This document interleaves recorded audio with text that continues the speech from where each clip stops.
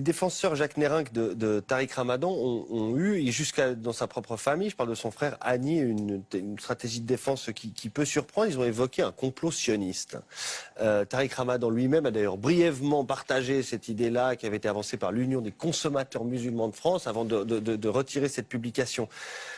Quand on avance la thèse du complot sioniste, les mots ont un sens, c'est assez grave. On prend le risque déjà de sortir aussi du débat sain et mesuré, mais d'attiser la haine tout court, ou pas. Moi, je ne crois pas à ce complot sioniste. Il y a peut-être un coup. Non, mais... C'est peut-être un coup, mais pour moi, c'est un coup politique. Bien plus.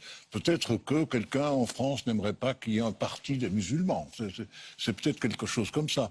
Mais pas le complot sioniste. Mais alors c'est un complot tout court? Peut-être.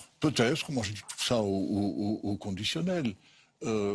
Mais ce qui m'inquiète, c'est qu'à travers Tariq Ramadan, qu'il soit représentatif ou qu'il ne soit pas représentatif, on s'en prenne aux musulmans. Et on s'en prend aux musulmans. Je me permets de rappeler ici que dans notre Constitution, nous avons un article qui est discriminatoire à l'égard des musulmans. Il est interdit de construire une mosquée. C'est la honte de la Constitution. Un minaret.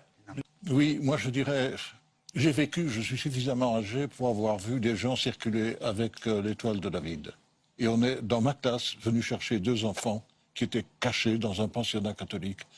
Donc pour moi, ça va recommencer. L'antisémitisme est en train de remonter en France. Ici, il n'y a pas de problème parce que la communauté est tellement réduite. Mais pour moi, les gens qui sont menacés maintenant, c'est l'islam en général. Et ça, c'est grave de ne pas accepter une véritable diversité religieuse. En Suisse, c'est fait. En France, ce ne l'est pas.